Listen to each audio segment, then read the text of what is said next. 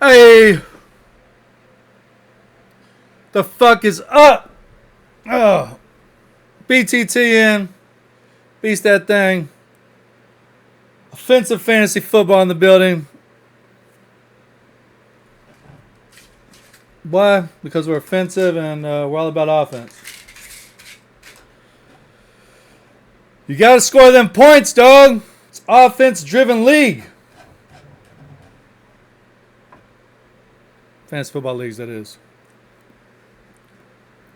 Unless you're just like all IDP, which is fucking crazy and wild. But kudos to you. This ain't the channel for you though. I do zero IDP. I have a hard time with eye contact. I like to watch myself. I don't know. I can look at a camera, but I usually only do that on my OnlyFans when I'm kind of getting, I'm beasting that thing. I'm beasting that thing. That's the real good content right there. That's where the true fans go.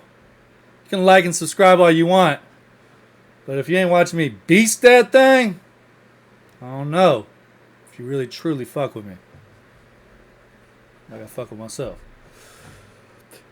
Mic's on, everything's good. We're recording, make sure I ain't forgetting anything, cool.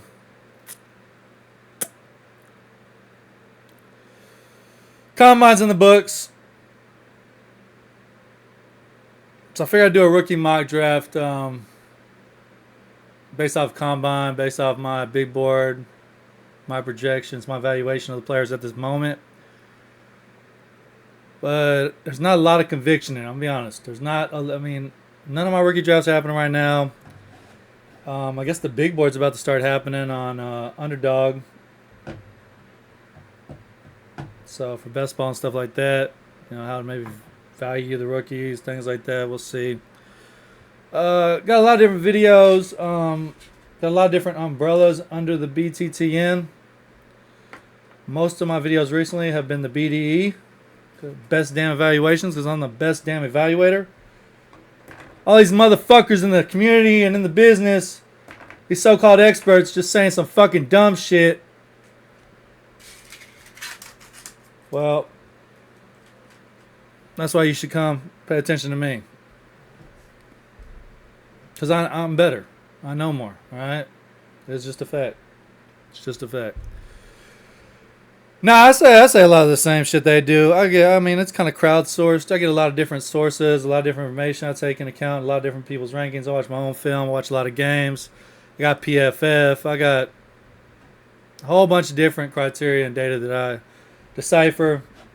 And then I just go over my own little Rolodex of history, 25 plus years of just evaluating motherfuckers, watching football, doing mock drafts, doing big boards.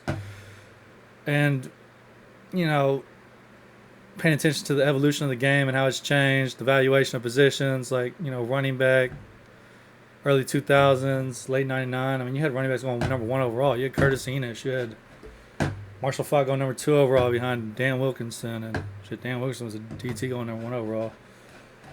It's like people didn't force quarterback up that high. And then Peyton Manning happened. And now everyone has to get a quarterback. Quarterback has to go number 1.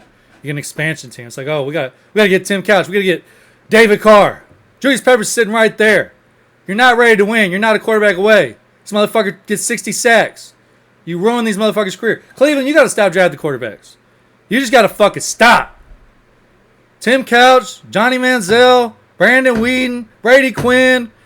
The list got Baker Mayfield. He's better without you. Stop ruining these young men's lives. All right? You're good without you. Joe Thomas was good. Myles Garrett's good. You draft what you know. Stick with what you know, what you're good at. Just saw a team win a Super Bowl by dominating the line of scrimmage with a mobile second-round quarterback in Jalen Hurts. Maybe take a page out of that playbook. Get Jalen Milroe in the second this year. Trade up into the second with your third or something. You don't have to give up a lot to move from the second pick in the third to a mid-second. I don't know. Maybe you think the first or second pick in the second is a little early. I don't care. Whatever. But that needs to be your MO. A mobile guy where you can dominate the line of scrimmage. You need a time possession. Get some easy move the chain stuff. And with today's game evolving, so many more defenses getting smaller, getting quicker to deal with the spread offenses. The Eagles and some other teams have exploited that. It's like, oh, power football can be dominant now because teams' defense are too small, having to compete with, all these passing teams. You don't need to be the passing team. Be the power team. All right? Dominate the line of scrimmage. Play time possession. Play field position. Protect the ball. Try to win the turnover battle. You can win a lot of goddamn games playing that way. Fuck! I'm not in Cleveland. I don't give a fuck about the Browns. But it is annoying watching you just ruin a fucking team. Like, can I get a fucking job? I could run it better than you. Every single GM you've had, I could have done better than them. Holy fuck. Jaguars, y'all ain't far off. What the fuck y'all doing? Y'all had Trevor Lawrence, this generational talent.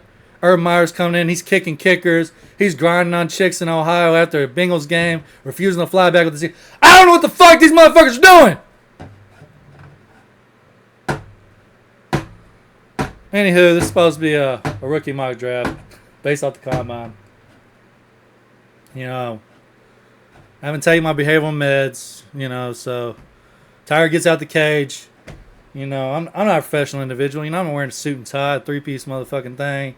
I'm not like getting signed into a fucking office or anything. I keep it blue collar, old school, roll up my sleeves, and I get to work. That's it. It's a performance-driven league.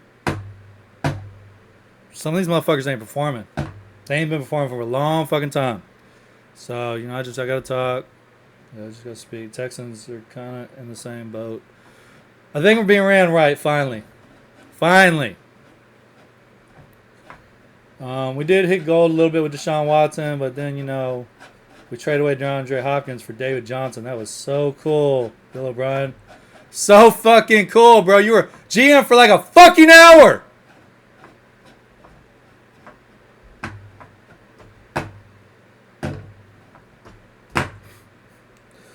And I don't know, he got upset, and then he demanded a trade, and then we find out he's rubbing his dick on people. Deshaun Watson, but then the Browns doing what Browns do.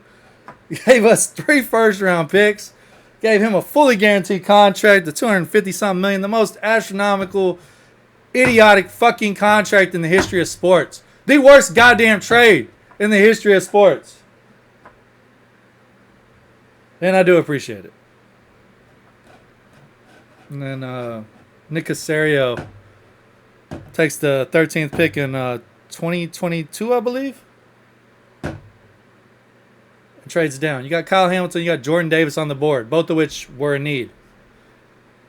We trade down to 15. The 13th pick, I think, is Jordan Davis. The 14th pick is Kyle Hamilton. Eagles and Ravens, 2 teams that historically take best player available. They don't trade up. They don't force anything. They let shit fall to them. What does that usually entail? What does that usually create? A winning fucking team. Because it's a winning fucking formula. Holy fuck. We get Kenyon Green. A guy that, is barely a top 50 player on most people's board, if that.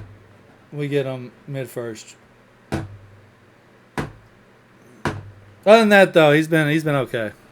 He's done good. He rectified that by trading up for Will Anderson. I had Will Anderson on one on my board. I really didn't want C.J. Stroud. I didn't think we were ready. I had no idea he was planning on getting both, and so that was fucking tight. That was cool. I got my top 2 guys because C.J. Stroud was actually number 2 on my big board. He was the number 1 quarterback on my board. Didn't never bought into the Bryce Young thing. I'm so glad that we won that game.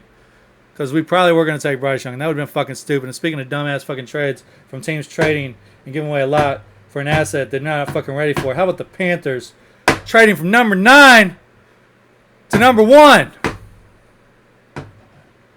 to get Bryce fucking Young. And in the process, giving away the guy that would have been his number 1 target. That would have, he would have benefited the most by having you got rid of in DJ Moore. And then flipped around and gave them what ended up being the number 1 overall pick in the following draft, where there was supposedly another generational talent. Let me get both these in here. Where are we at? generational talent. I'm not good at that. I can't. I got too long wingspan. My arm's too long. I can't get in the camera. I run into the same issue when I'm shooting my OnlyFans content. It's hard to get my BDE in frame. Best damn evaluations. That's what we do. Bring a lot of BDE to the BDE.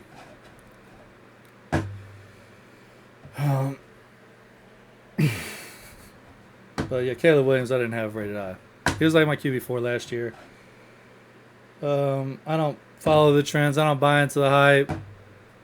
Caleb Williams was with Lincoln Riley. He won the Heisman with Jordan Addison, who won the Blitnikoff the year before at Pittsburgh. Decided to transfer in.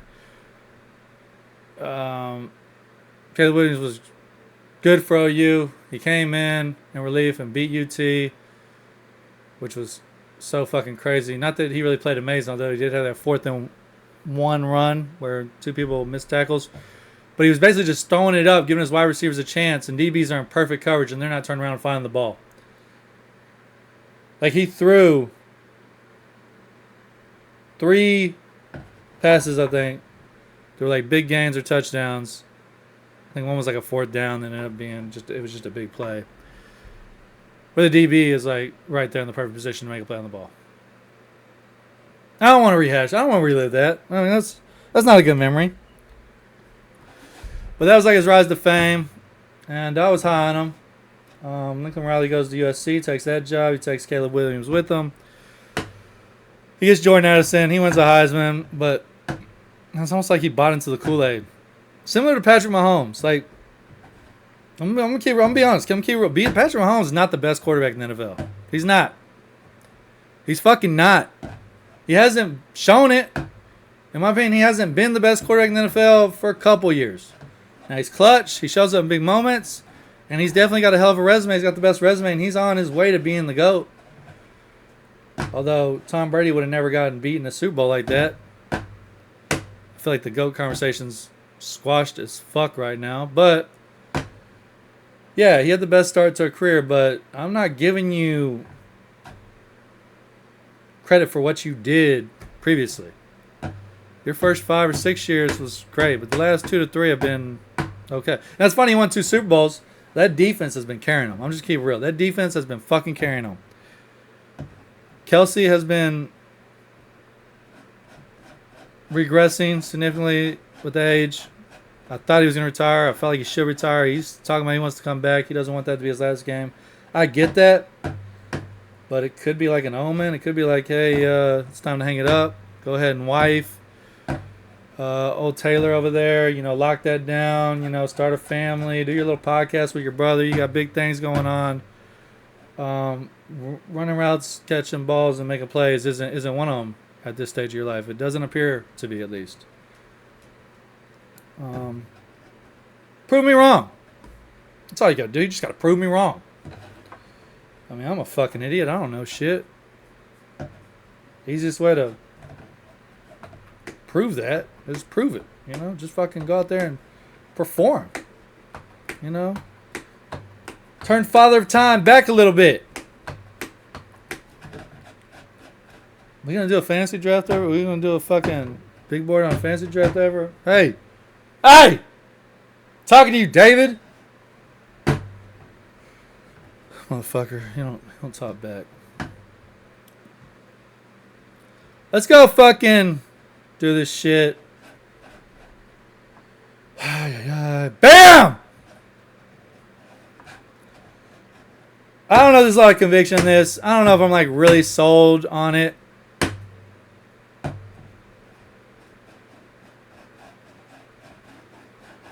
But I'll explain it. Ted's hand down wide receiver 1 to me. Well, Hunter's wide receiver 1, but the NFL's doing weird shit, and he's doing weird shit. If I'm Hunter, I'm playing wide receiver. They get paid more. They don't have to tackle. And honestly, I think your ceiling is much higher at wide receiver. And I'm in the minority of that. I get being 6'1", 190, 188 pounds, where the fuck you weighed in at. Having a decent wingspan and then those ball skills, that's rare for a cornerback. I admit that. It's rarer, I guess, especially with his ball skills. But then when you think about how green he is at wide receiver, I went over this in my Travis Hunter film review, so feel free to get the full synopsis on that, or by watching that. That's a BDE production, because I'm the best damn evaluator doing the best damn evaluations. But for whatever reason, yeah, he's still acting like he wants to fucking play both or primarily be a corner, whatever. I'm not going to tell him what he should do. But, yeah, he was the best wide receiver by far, and he would be my number one pick. And Ted would still probably be number two. I think I could do them both over Genty. It's hard. I don't know about Genty. Genty's cool. I mean, he's got good film. He had a great year. But kind of like what I was saying about the Browns, like I feel like they're just a power team. And time in football where there's not a lot of power football. You know, he had a Boise State team that was dedicated to the run, made it a vocal point. I mean, did it often. You know, rinse, lather, repeat, whatever. I mean, it was non-stop touches for Genty. His analytics look good, but honestly, most of the running backs' analytics look just as good if you multiply it by the same number of carries. They would have the same number of missed tackles. They have roughly the same average. And so they would probably end up with the same yards. He does break away. He does have good vision. But it's almost like Barkley running for the Eagles, it felt like. Like there was some pretty big holes. He was not getting touched at the line of scrimmage often. No plays really getting blown up. He wasn't really getting, having to change direction, make people miss in the backfield. Like he was usually a yard downfield, or he was right at the line of scrimmage, making cuts in the hole, or cutting back through another hole. I mean, it seemed like there was holes galore. Now, he did a great job of, they weren't quite as wide. I mean, Saquon Barkley had some big holes he was running through.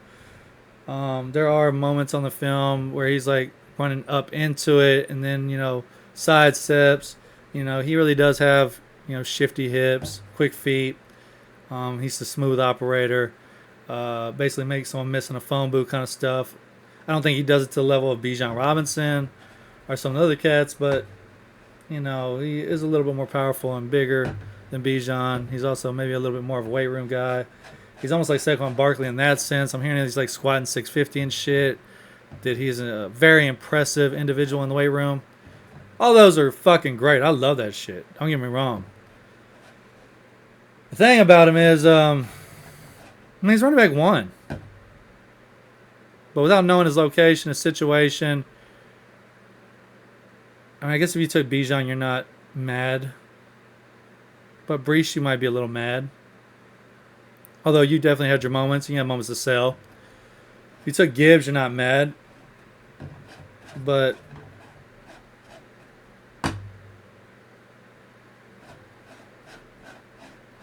I don't know. I'm just Kenneth Walker, you might be mad. It's a deep running back class, and I'm not 100% sure that at the end of the day, Genty will be my number one quarterback in fantasy drafts. He's number one on my big board. He's number one in my NFL drafts. But if he goes to the wrong team, the wrong situation, I'm not sure what the right team, right situation is. But I'm not sure he's a first-round pick. And that doesn't take anything from him. He's still the number one running back. But with the depth of the running back class, depth and quality, it's deep, but it's deep at a high end. Some people think Genty is like a fucking generational talent or something.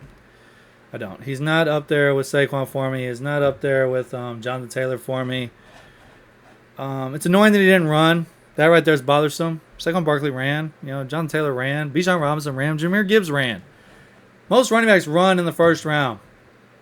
Whoever's telling him that he doesn't need to run, that he's a surefire first-round pick, is not doing him any favors. It's not smart. He very well may get drafted in the first round, but in a draft this deep, where the history of them covering the draft since 2003, it was the fastest running back class. Genty wasn't a part of that. He doesn't get credit for that. He didn't fucking run. But everyone else did, and they ran really fucking well. They also weighed in. They looked good in drills. They have just as good a production. Like I said, analytically, If you gave them the number of carries Genty did, they would have the cumulative stats that Genty has. I mean, on a missed tackle force per carry basis, it's very similar to him. Yeah, he's got like 80 more missed tackles forced than anyone else, or I guess 50 more. But, you know, he also has like 100 more carries, 80 more carries than anyone else. No one else was getting that usage. He has like fucking 700 more yards than anyone else. Yeah, he's got like 80, 70 more carries, 100 more carries than anyone else. Plus, other people had receptions. Like on total yards, I mean, he's good, don't get me wrong. But it's like Boise State, level competition. Yeah, I know he had a good game against Oregon, but it wasn't like he didn't rush for like 200 yards against Oregon, 300 yards against Oregon. What did he rush against Oregon? Fuck, I don't know. Since I'm saying that, he might have rushed for 200 yards against Oregon. I don't know, like 180 or something. Fuck, I'm fucking Google searching now. Midstream. Fuck. Gotta be prepared, man. Fucking what the type of shit are you running here? Fucking 104 yards against Penn State at 3.5 yard average. They're fucking losing, and they still gave him 30 carries. Just hammering that shit away. Oregon, 192 yards, 7.7 yard average, 25 carries. Yeah, he basically got 200 yards against Oregon, 3 touchdowns. In a 3-point game, nonetheless. They do have a good defensive line. I mean, Derek Harmon, Jordan Birch. Don't forget about Mateo Ugalele. I suck at pronouncing names, but it's DJ's little brother. He was fucking good. They got Jeffrey Bass, decent linebacker prospect. You know, it's a good. Wow, is it a good defense? I mean, they got good defensive players. How good were they on defense? I don't need the 20. I need 2024. 34 points to Boise State, 31 points to Ohio State, and 21 to Washington and 37 to Penn State. No other team scored over 20 points against them. So it was a pretty solid fucking defense. Let's fucking go.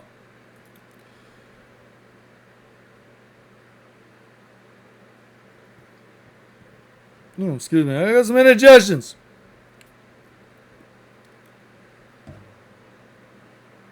Good fucking job.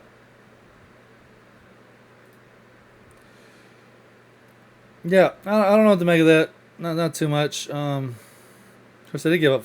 Oh no, they scored 21. Yeah, they gave up 41 to Ohio State. Yeah, Ohio State killed them. Penn State scoring 37 is kind of weird too, though, because Penn State was not, lighting it up. I don't know. Like I said, I don't know what to make of it, but it did have a good defensive line. Like that was good. I don't want to just be fucking hard taking shit away from him. He did that. He did his thing. He had a great year. I think Hunter deserved the Heisman, so he fucking got that shit. And I do question a lot of the opponents that he played, and whatever. Yeah. Anyway, we're done with that. But yeah, without knowing his location stuff, I got him going 102. I don't think I'm taking him 101. Plus, I'm really high on Tet. All right. I mean, I think Tet's solid. I think Tet's safe as fuck. I think his floor is like, I don't know, Sutton or something. Like maybe Higgins. I think he's fine. Like he's fine. I got Cam Ward. He's gonna be the first quarterback. Off the board. I got him going to the Giants at 3. I got Shadir going to the Jets at 7. I got both of them ending up in New York. But that's another day. Hampton went game busters. So did Juckins. So they're 4 and 5 for me. And they very well could be running back 1 over Genty. If I like their location more. And also, the fact that they went to the combine and fucking Ray face. That's who's representing Genty is because you just open the door and maybe they won't leapfrog you, but at the very least, GMs can be like, you know what? We don't need to draft Genty number 6. We don't need to draft Genty number 12.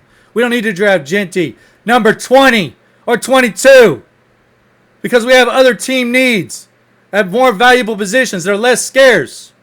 And I'm not saying the running back isn't valuable. What I mean by that is the running back is easy to find. The running back position is extremely valuable. running backs who are good and explosive and can, a threat to score anytime they touch the ball are extremely valuable. Did anyone see Saquon Barkley this year? And yeah, Saquon Barkley always had that ability. But being in a situation where you don't get quality touches, where you don't have talent around you, where it's pretty one-dimensional and defenses can just put 8 or 9 in the box and basically shut you the fuck down, well, that's not really beneficial. So Saquon had to get the fuck out of New York. I knew he was capable of that if he got in the right spot. Kind of like Christian McCaffrey with the Panthers. But Genty didn't show us at the combine that he's capable. That he's that, big hitter. I mean, he did it with Boy State. He had a lot of big runs. He didn't get caught from behind a whole bunch. But I don't know those cats. Those cats ain't at the combine. Those cats ain't NFL players. UNLV doesn't have any NFL players on their defense. Utah State doesn't have any NFL players on their defense. San Diego State or whoever the fuck else he's playing. I mean, yeah, Oregon did. He did good against Oregon. I don't know if he busted any. Oh, he did bust one against Oregon, actually. Yeah, he did one long run. Which changed the whole, probably, average there, too. He had like a 70-yard run. Which that'll do it. But you take the 70-yard run away, it is a bit of a different game. He's at like 120 yards. Which is still good. It's not really bashing Genty. It's more talking about the scarcity of more valuable positions. Cornerbacks, not really scarce. Quarterback's pretty deep. Offensive line's good, but it's top heavy. Wide receivers a little scarce, but I don't think you got to reach for it either. But this defensive line class is extremely talented, and that's an extremely valuable position. And just because it's not scarce in this draft, it is scarce overall. It's hard to find 300-pounders that are fucking athletes that have good technique and good hands, good arm length, good feet, that can get after the passer but also stay disciplined and strong against the run. This draft has a lot of that. They have a lot of 3-4 defensive ends or 4-3 defensive ends or 3-4 edges and outside linebackers, which I'm mad that some of them didn't fucking form too, like Mike Green or Donovan Ezaraku or Jalen Walker or Mykel Williams, leaving the door open for someone like James Pierce who fucking went ham to leapfrog them. This turned into a full draft video. This ain't supposed to be talking about the NFL draft. But I'm talking about him skipping, and I think that was a mistake, and it might cause him to be pushed to the second round. He might not be a first-round draft pick now because of that. If you want to be a first-round draft pick, I think in today's NFL, you have to go out there and fucking earn it. You have to prove it. And it kind of means at the combine. And yeah, he had a great season, but there's other dudes that have rushed for 2,000 yards. But Jonathan Taylor, I think, had a better prospect profile. He ran for 2,000 yards twice. And then like 1,900 yards, and he had fucking 6,000 career yards in 3 years. Tons of fucking touchdowns. Ran a sub 4.40. He was a second round pick!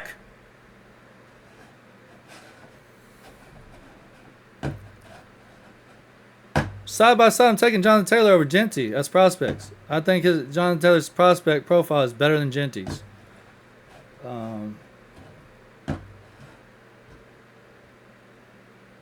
Coincidentally, Jonathan Taylor was the third running back of the year. Clyde Edwards-Helaire went in the first round to the Chiefs. What a great move that was! And then you got DeAndre Swift, who, I liked him, but he got a lot of injuries. And that's the problem with taking, you take him in the first and you end up with the Clyde Edwards-Helaire. You'll never live it down. Especially when you pass on some fucking possibly generational talent in this draft, especially at the top. You take Genty number 6, people talking about the Raiders. First of all, why would you take Genty number 6 when you get a Marion Hampton or Judkins with your second round pick? You get Henderson, you get Sanderson, you get any one of them with the second round pick. Like, what's the drop off from Genty to one of them? Some people would try to say it's huge. I was actually about to comment on that a long time ago before I got distracted with my ADHD and just horrible ability to stay on track.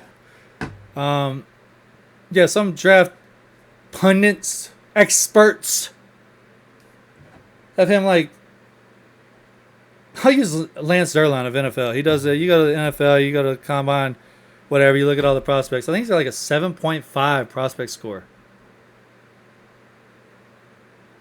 That's like a whole point higher than anyone else. I think the next highest running back is like 6.32. A 7.5! What the fuck? How can there be a big difference between running backs like that? Like, what can a 7.5 running back do? And I know, like, it has the description at the bottom. It'll tell you, like, 8's like perfect or something, blah, blah, blah. But in this class, based off the production, based off the combine and testing, the dual threat ability of them, and the receiving ability, the hands, big play capabilities, is Genty that much better than Hampton or Judkins? Like, what? I mean, is he the fucking Flash? Is he like Superman? Can he not be he broke some fucking tackles. Like, he has some ridiculous highlights. But, I mean, the quality opponent has to play a factor somewhere. I mean, and the actual role, the position, I mean, you got Austin Eckler being undrafted and shit. Arian Foster, fucking Alvin Kamara's a third rounder. Kareem Hunt's a third rounder. I mean, a lot of these running backs were not drafted high. Brian Robinson was like a third rounder, I think. Fourth. I can't think of all the running backs right now. I don't know. I yelled. If I got a mini stroke or something, I got something leaking in my brain. But I wasn't trying to talk this long about fucking Ashton Genty, but I know I'm gonna get shit in the comments for that or whatever. Probably. I like the depth of this class. I think some of these running backs shined and showed out. And if I'm a GM, I'm not drafting a running back in the first round of this draft. I'm not a GM. But drafting a running back in the first round of this draft class is extremely inefficient with your draft capital. If you really want to take a running back in the first round, trade down, acquire more picks,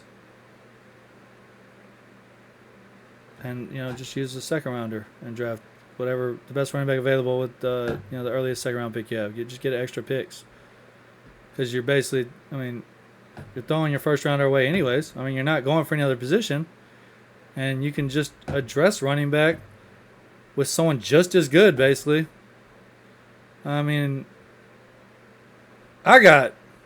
go to my grades. That ain't my real grade because I raised it. No, no, get out of there. That's the wrong table. Where my fucking shit at? There we go. I got it. Ashton Genty, a 95. Just give you an idea what a 95 is. It's A tier. I got super tier, which is like the cream of the crop. And I do have like a history of prospects, and that's where I had to raise them. Because I got Adrian Peterson, I gave him 100. Leonard Fournette, 97. Jonathan Taylor, 99. Reggie Bush, 97. Bijan Robinson, 98. Saquon Barkley, 100. LaDainian Thompson, 99. I don't know if I'm giving any running back a 97 today's grade. The reason for that, it's not that they're not. For their position, they probably are. But in terms of a big board, I'm not going to value a running back as high as other positions. So if you're S tier in another position, you could be the best running back on earth, but you're just going to be the lowest valued S tier position, S tier player. And honestly, it's not fair, in my opinion, to put like Jonathan Taylor, who I gave a 99 to, in the same category as Jamar Chase, who I gave a 97 to, or Marvin Harrison, who I gave a 99 to. Because a 99 wide receiver or 97 wide receiver is so much more valuable than a 97 running or 99 running back. But Jonathan Taylor, in terms of like Adrian Peterson and other ones who were valued at like 100 or 90 because they were like getting top 10 draft capital and shit. Leonard Fournette went 7. I think Adrian Peterson went 8, which that was actually low in my opinion. Lenny Tomlinson, I think, went 5th. And then Saquon Barkley obviously went 2nd. And that was kind of high for me. But whatever.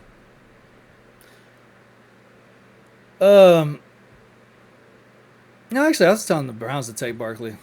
That would have been weird. You could have got Barkley and got another quarterback other than Baker Mayfield, or you could just go Baker Mayfield and get Bradley Chubb like they did. But they had the fourth pick, so they actually got Denzel Ward too. They got Baker Mayfield, Denzel Ward, and then Bradley Chubb. So I don't know if there would have been a cornerback as good as Denzel Ward. The first pick in the second round. Anywho, that ain't what this fucking video is about. But yeah, so I had to like increase their rating. But on my big board, like I'm not drafting. Like I got him as a 95 overall, but I'm not drafting him over Malachi Starks probably. Although safety's kind of deep, and safety's a little less valued position, especially with the depth. Because Imawari is actually Imawari might be after testing. I'm gonna have to raise him. He might be safety number one. But you got Makuba, you got Malachi Moore, you got Ransom, you got Xavier Watts, you got Kevin Winston. I mean, it's a deep position this year in safety, and I don't think that many teams really have a need at safety. Every one of those dudes could be a starter. Ransom's probably last. I got Watts, Winston, Makuba, Himawari, and Starks is, I guess, my top ones in reverse order. And then you also have some corners that can make, like Denzel Burke might move to fucking safety. Tommy Hill might move to safety. So it's really difficult to really say. I think it's a deep safety class. But let's say, okay, Ashton Genty. I'm not taking Ashton Genty over Jalen Walker. I'm not taking him over Matthew Golden. I'm not taking him over Josh Connolly or Gray Zabel. Shamar Stewart. Isaiah Thomas. So at 95, he's technically 17th on my big board, but he's not really 17th on my big board. So it's weird. But in terms of like historical running backs, he was like a 98. I'm not putting. He's one below Taylor. I'll give him a 98. And he's one below Tomlinson, who also kind of coincidentally is in kind of the same boat. I think Tomlinson rushed for close to 2,000 yards. He had 500 yards in one game at TCU. He was going apeshit, but this is back when TCU was in like Conference USA or the WAC or something or Mountain West. I don't know. They weren't in the Big 12. They weren't. They were a Group of 5 team back then. So he was going game busters against medium competition. But he tested well. He was fucking great. He did all these things, and that's the key thing. Every one of these dudes that I have here ran at the combine. So that's a big reason too. I feel like the only reason you don't run is either your agent or your camp told you don't need to,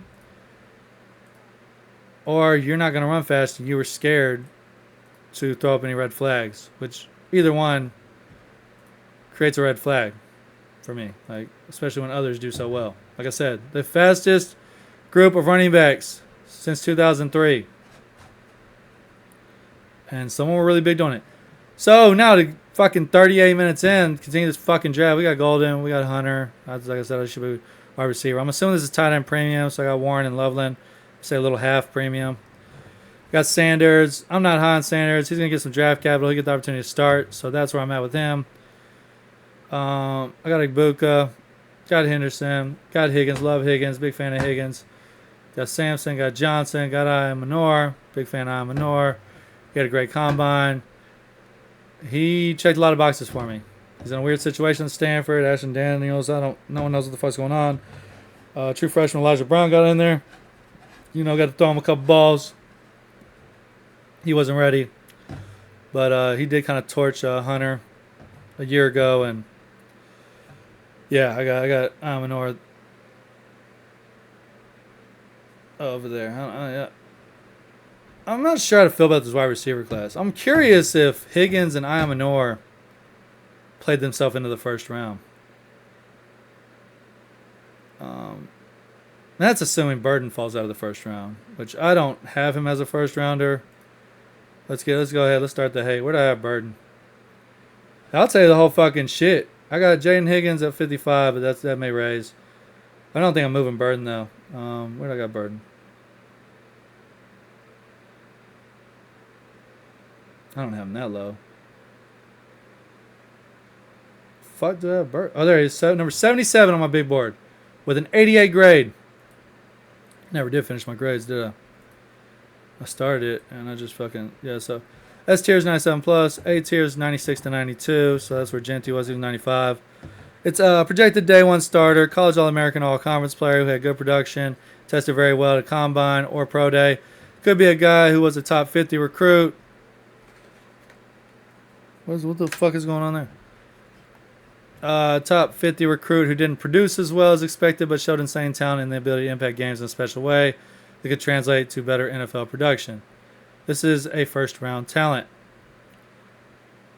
And I had Genty originally as a 93 because I wasn't sure he was a first-round talent. If so, he was a back-end, but I think he's an early second-round talent. But then, like I said, I had to edit it because of my historical running back rankings. But, the game evolves, and with that, you have to evolve with it. So, realistically, on a big board, I think he's closer to 93. Which is still A tier. It's just the bottom end. A tier goes 96 to 92. 95 means you're borderline S tier, which is a top 10 pick. Generational talent, special guy. B tier is 91 to 85. That's where I have Burden roughly. He's like mid B tier. It's a future starter, All-American, All-Conference player with good production who tested average. Could be a player with great production with below average physical traits. Could be a player with average production with above average physical traits. This is a first to second round player in the draft. I feel like I'm being generous. He's a top 100 player. I think right now I'm a big board. Yeah. 84 to 78 is the second to fourth round. Actually, I edited this. That's the wrong one. That's not the updated one. Yeah, oh man, I'm giving you bad information. B tier is 93 to 88. A tier is 96 to 94. C tier is 87 to 81. The definition is the same. But C tier is a third to fifth round player in the draft. So 88 is fringe B and C tier. It's the bottom of B tier, which is a late first to early third. Yes, that's accurate. I know that's basically like the whole second round. Anyone who's roughly like a second round pick. Because late first, second round picks go there. People fall out of the first round. They should have been the first round, end up second round picks. Some guys that end up second round picks should have been third round picks. Some guys fall out of the second round, end up in the third round. I feel like that group of like 25 to fucking 70 is all kind of in the same tier roughly. I mean, it's like 45 fucking players that are in a tier, but depending on position needs and stuff, position value, position depth and scarcity, which the running back position is extremely deep. So there we go. And the wide receiver class just got deep as well, which is one reason for the burden ranking.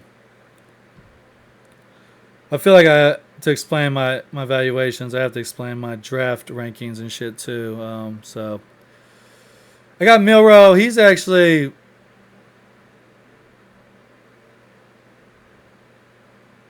if Milroe goes to the Browns with the first pick in the second round, or if he goes to the Raiders, which I don't think that'll happen.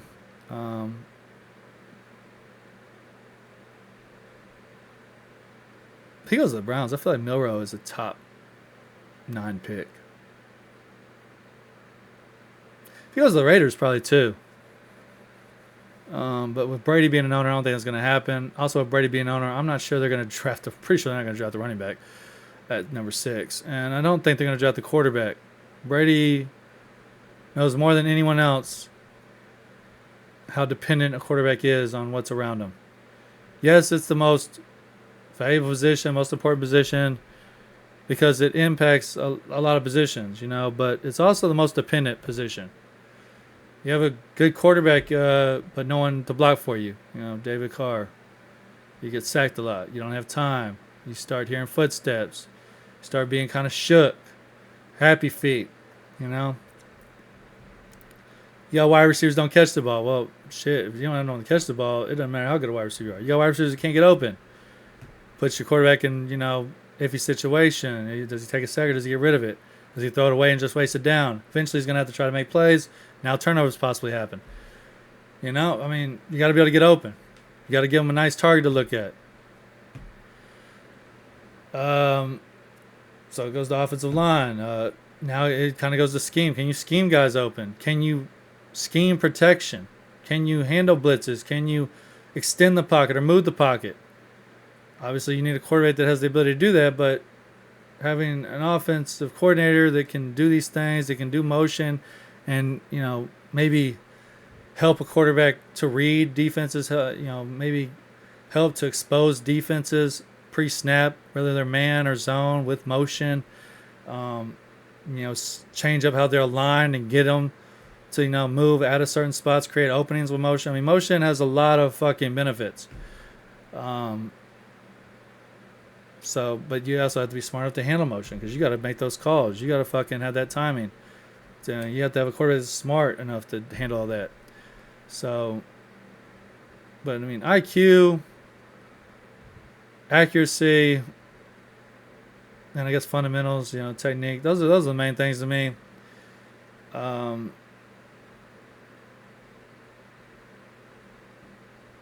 You obviously would like production. I mean, you'd like to know that he can do it, but if he's smart enough to understand it, I mean, in college you could be in the wrong scheme, you could be in the wrong system, you might not have the talent around you. I mean, there's a lot of reasons you could be a failed quarterback. Not that Brock Purdy was a failed quarterback, but he had a pretty good junior year, and he was on some lists, but then he had a subpar senior year, so he ends up being Mr. Irrelevant. Dak Prescott didn't have a lot of talent around him at Mississippi State. He was mobile. He was almost like a Darren Gerard. Darren Gerard? What?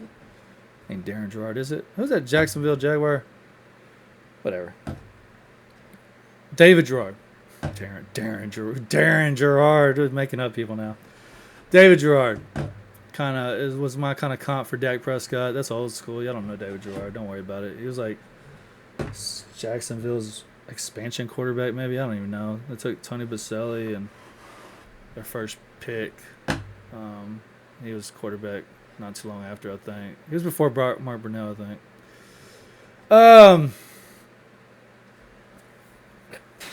Let me go. East Carolina. I don't know. He wasn't nothing real special. But yeah, I was like, he's got talent. He's a good third round pick. I think Jalen Milroe. I actually think this quarterback class is pretty okay. When I look at it, and I look at like Kenny Pickett. Kenny Pickett doesn't have a better draft profile than Quinn Ewers, or Jackson Dart, or Kyle McCord. Daniel Jones doesn't either. Daniel Jones went 6th. Jordan Love might be close, but like he had one season, so like Dart's had several seasons. Ewers had several seasons. McCord only really had one great season, but he was okay at Ohio State. But I guess when you have Marvin Harrison and Egbuka and Cornell Tate and who's that other one I don't really like? Brandon Enos. He was a 5-star. I was iffy about it. I wasn't sure about Brandon Enos personally. Cornell Tate I liked though. And then they also had like another 5-star transfer to NC State. Rogers. Anyhow, he had fucking talent there. Like you expect a little bit more out of Kyle McCord. Maybe. But when I look at draft profiles, I feel like the quarterback class is a little bit better. Like individually, like Jalen Milroe probably has a better draft profile. I mean, it's definitely better than Anthony Richardson, who went 4th overall. It's definitely better than Anthony Richardson. I mean, Milroe beat Georgia twice. He had to handle the transition going from Saban. That wasn't easy. Wasn't easy for Kellen DeBoer, but it wasn't easy for Milroe to be a part of that either. He also had to handle the benching that Saban gave him, which was fucking totally out of line. I don't know what the fuck that was about. I almost wish they had lost to South Florida. That was so fucking dumb. I feel like he had a prearranged agreement with Ty Simpson and Dylan Lonergan, whoever the fuck the other quarterback was. Ty Simpson got in there, and I think someone else got in there. Is it Eli Holstein? Speaking of Eli Holstein, he went gangbusters at Pitt this year. I'm curious to see what he looks like next year. He got hurt though. Hopefully he's all right. Ready to go next season. I don't know if he tore his ACL or what. But yeah, I think he had a season-ending injury. Anyways, Yeah, Jalen Milroe is really close to Jalen Hurts. As far as draft profile, Jalen Hurts learned a lot going to Oklahoma with Lincoln Riley. He got to run a lot of different offenses. Got to throw the ball a lot more. Ran a lot of RPO, a lot of spread offense. He got to, I think, read a lot more defenses. It helped him out a lot more as a passer. He got the reps and he had the freedom to do stuff because Oklahoma had a good defense and a good team. They were kind of dominating motherfuckers. But Jalen Milroe definitely was better at Alabama than Jalen Hurts, and I'm not one of those that thought Jalen Hurts was bad. But he ran into a situation with Tua and a whole bunch of weird shit. Anywho, but who's had the better career? Who's laughing now? Motherfucker's got some bling on his fingers. Tua's over here. I don't know, shaking and shit, doing the electrocute man dance, which is probably in bad taste. Stop fucking taking hits, and I don't even know that you were fucking lowering your head, hit a dude in the chest. He didn't even hit you with the helmet. You hit him in the chest protector. I honestly don't know how you got a concussion off that, much less one of those seizure ones. Dude should really think about retiring. But that ain't what this is about. I think Jalen Milroe's not being properly evaluated. Anthony Richardson can go 4th overall. Jalen Milroe can go fucking 1st overall, as far as I'm concerned. Like, holy fuck. Quinn Ewers. I already kind of talked about him with some other guys, but yeah, he had to deal with the Arch Manning thing. He got injured a lot too, which you could use that against him. But yeah, he's having to play hurt. He's getting taken out of, chemistry and momentum. He's always having to kind of get healthy and get back in the offense. And, now he's trying to fit in and get back in. It doesn't usually happen seamlessly. And, he's got Arch behind him too, that whole pressure. And just being UT's quarterback. I mean, if you really think about it, he graduates early. He skips his senior year for NIL. Let me see. Didn't he miss? He got injured, I think, his junior year. Let's see how much football he played. Give me some wiki. Give me some wiki! Early life. As a sophomore, high school sophomore, he completed 291 of 402 passes, 4,000 yards, 45 touchdowns against 3 interceptions. South Lake advanced to the Texas 6A Division I quarterfinals before being defeated by Duncanville. That is a powerhouse. It is hard to beat Duncanville, ladies and gentlemen. Ewers finished his junior season with 2,428 touchdown passes in 8 games, missing 6 games due to injury. So, yeah, he missed almost half of his junior season as Carroll advanced to the 6A Division I state championship game before losing to Westlake. Led by... Yeah, I feel like he played in that game, though.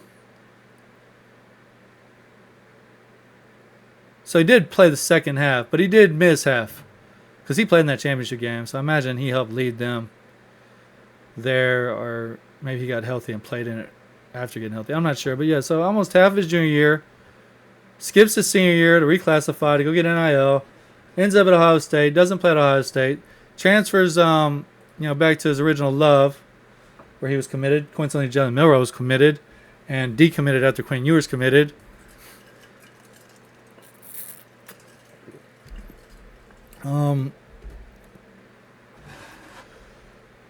So he ended up getting a lot of starts. It's a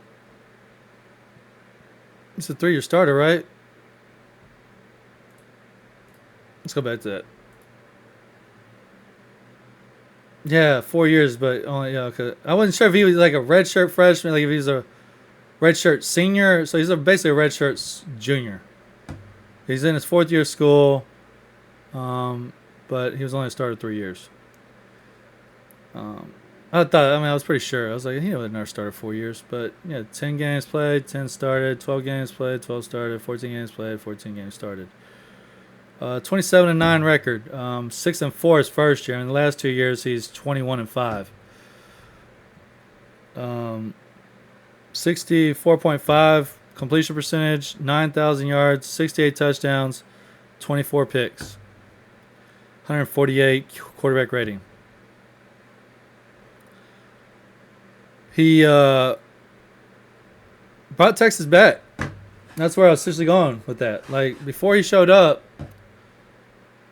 we weren't killing it. I mean, we were 6-4 his first season. We were about that or worse than that the year before with Hudson Card. So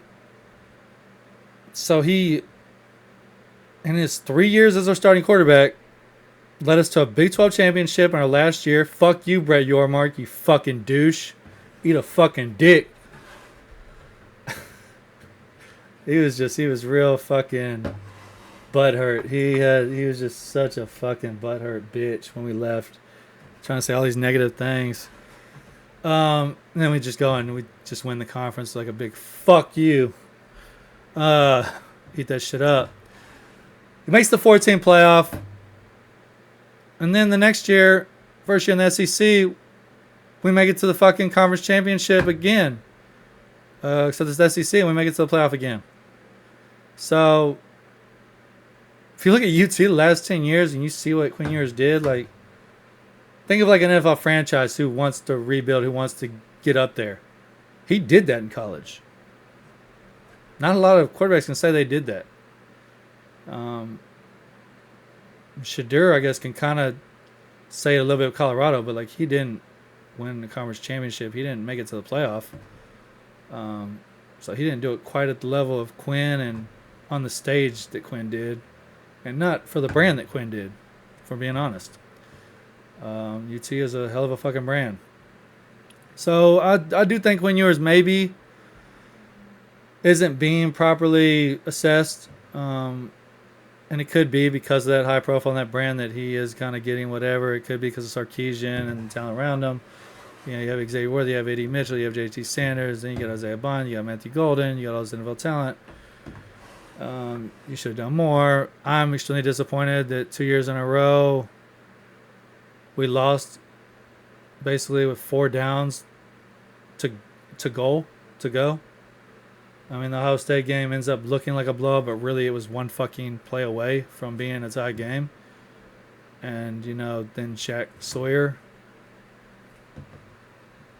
makes a hell of a fucking play and put the fucking nail in the coffin. He shut that shit down, didn't he?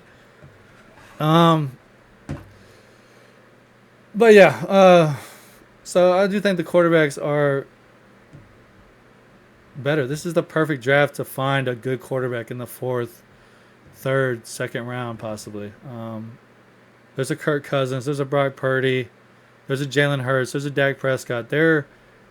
Those quarterbacks exist in this draft, I think. I don't know which one it is, but Jackson Dart, Quinn Ewers, Kyle McCord, Tyler Shock, Riley Leonard, Will Howard, one of those is going to be a successful starting quarterback in the NFL. No doubt in my mind. Jalen Milroe, and I 2 or 3 could be. I mean, 2 or 3 of those could be better than Ward and Sanders, honestly. Because Ward and Sanders, they're not that good. They're the best, but I feel like I'm ranking them poorly too. I do like Ward, though. Ward is easily my QB1. But I feel like the community's got me fucking ranking them. But I don't want to talk myself into overranking them. The highest quarterback I have is 35th overall, a 91 grade, Cam Ward. But he's 35 on my big board. He's not in the first round. He shouldn't go in the first round. Although this could be edited because I don't think I got Harold Fannin 34 anymore. He didn't do bad. A 4.7 is not the worst. The mile per hour still wasn't that high. But I'm not going to eliminate his college production. I mean, he fucking led college football in receptions. And yards, maybe? It's just crazy. He's also really young. He's 20.9 years old, or he will be at the draft. I think people are just not being... Whatever. I'm not going to get into Harold Fannin. But, yeah, I got Cam Ward 35th overall. I got Jackson Dart as my QB2, 57th overall, 89 grade. Jalen Milroe, 58th. They're back-to-back. 89 grade. I got Shadir, 74th overall, 88 grade. Kyle McCord, 86th overall. Quinn Ewers, 98th overall. So that is 5 in the top 100. Wait, 1, 2, 3, that's 6. 4, 5, 6. I got 6 in the top 100. So, where's my next quarterback at? Tyler Shock, 83 overall. He's going to be 25 and like 0.6 years old at the draft. 25 and a half years old. I've been hearing about him ever since his days at Texas Tech. McGuire, what's his fucking name? Not Jerry McGuire. Texas Tech head coach. He was saying that he felt like he had 2 NFL quarterbacks. Tyler Shuck was one of them. I don't remember who the other one was. Chandler Morris maybe, or anyway. He kept getting injured at Texas Tech, but when he played good, and he is mobile, and he does go to Louisville, and he fucking lights it up, and so it's cool. But yeah, I just don't know about that. I do think about like Bo Nix, like if Quinn Ewers, if Jackson Dart, if Shadir Sanders, if Jalen Miller were in the draft last year, would Bo Nix get picked ahead of him? I don't know that he would. I don't know that Bo Nix had a better profile than those quarterbacks. I remember last year hearing if Shadir Sanders had entered, that he would have been QB3 last year.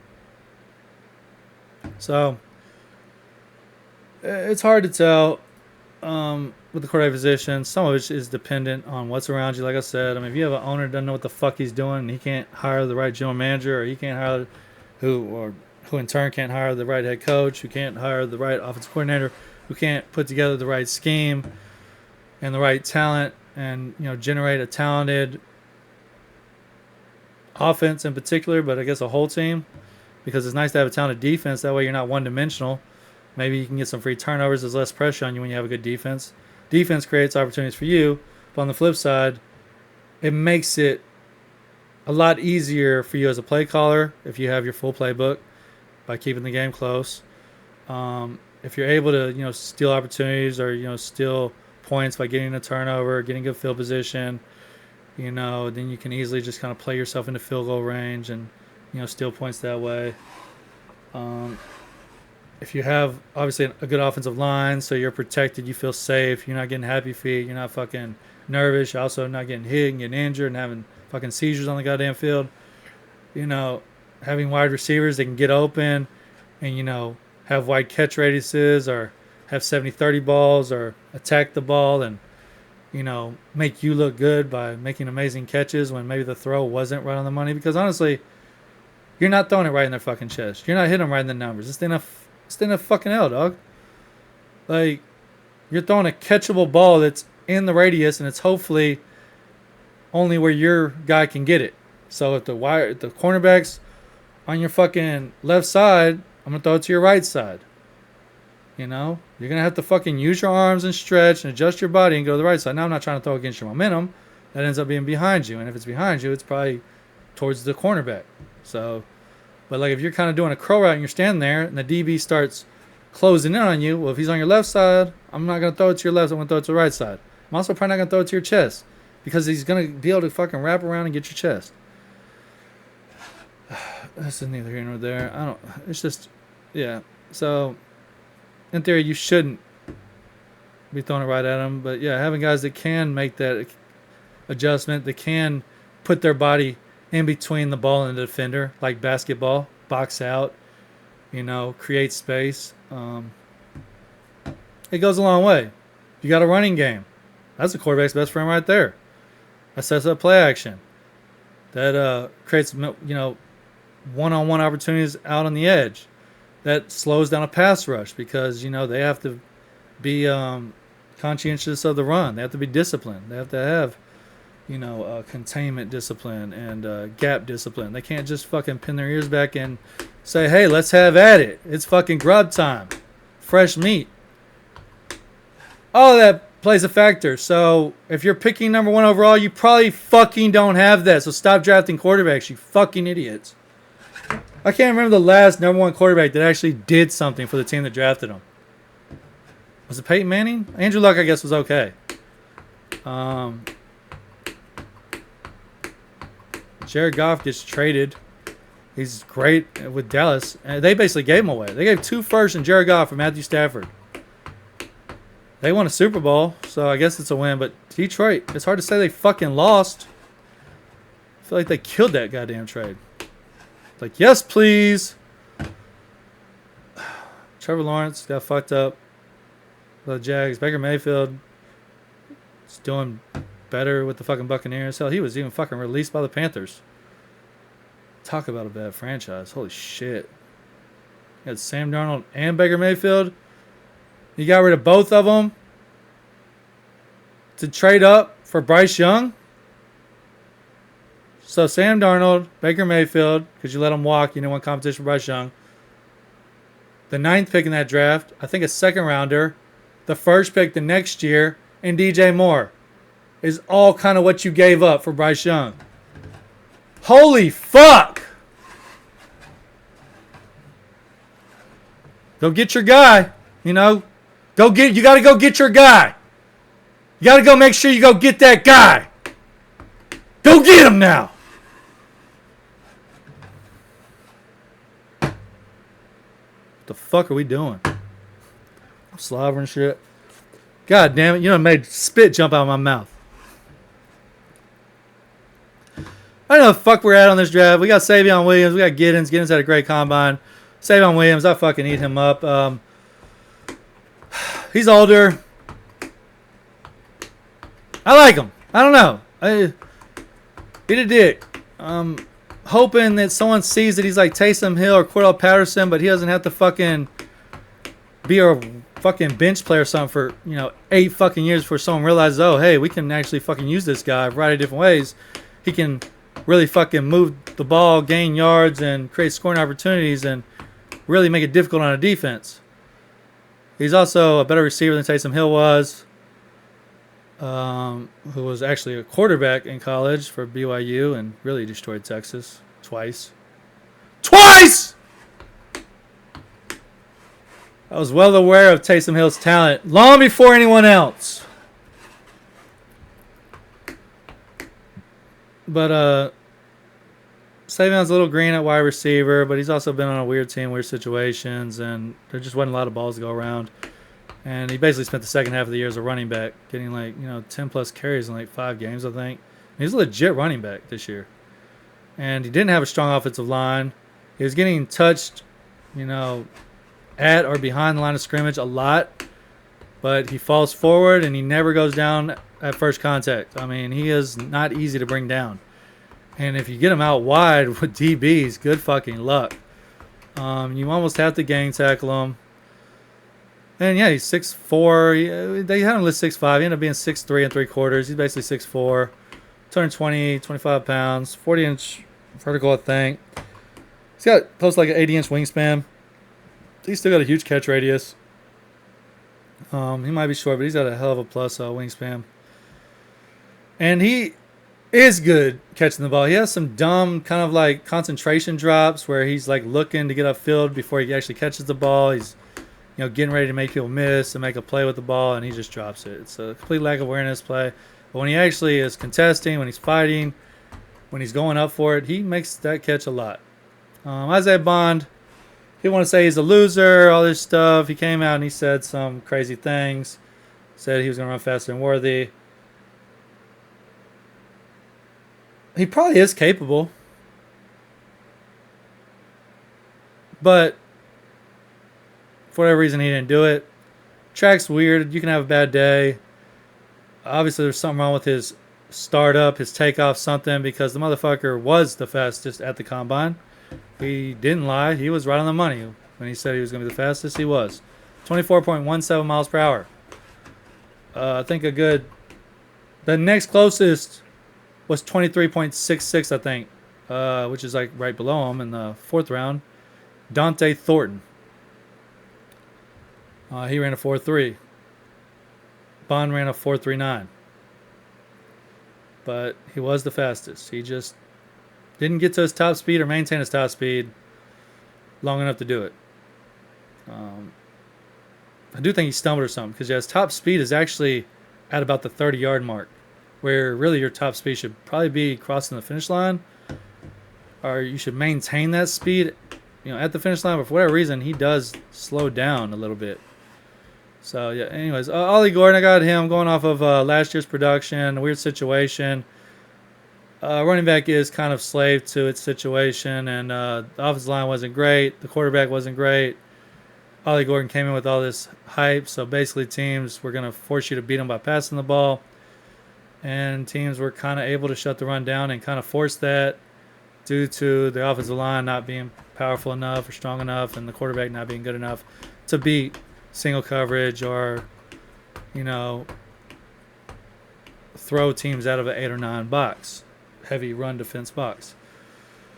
And then they get behind early, and he was not there. They had a third down back, I guess, and so yeah, he wasn't. It just is what it is. Burden. I'm just not high on Burden. I have been iffy about him ever since 2023 because I looked at 2023. And I remember he was the leading receiver like week 6 in all of college football. He was at the top of the fucking list if you looked up like receiving. Head of Marvin Harrison, head of Brian Thomas, head of Malik Neighbors, head of Xavier Worthy, head of Ladd McConkey, head of all these great fucking receivers that, went in the 2024 class, the fucking historic class, probably greatest ever. He was ahead of all of them.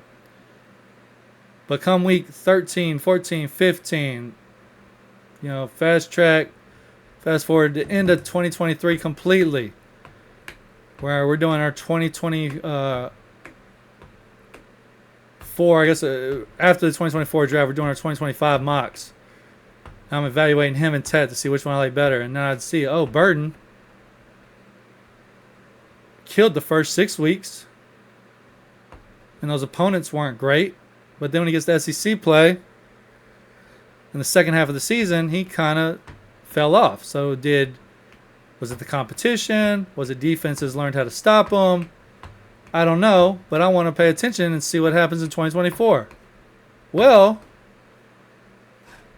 fast track, I guess the end of 2023 was a bit of a prequel for the whole of 2024. So am I going to take a 6-week sample size or 16, 18-week sample size? I'm probably going to take an 18-week sample size. I'm going to take a year and a half over a month and a half. And you kind of got 2022 too. It's not like he came in as a freshman and went ham. And there wasn't a lot of great wide receivers at Missouri at that time. I mean, he was kind of a starter, or he was in the rotation. But, did he have a Ryan Wingo year? What did Ryan Wingo do this year?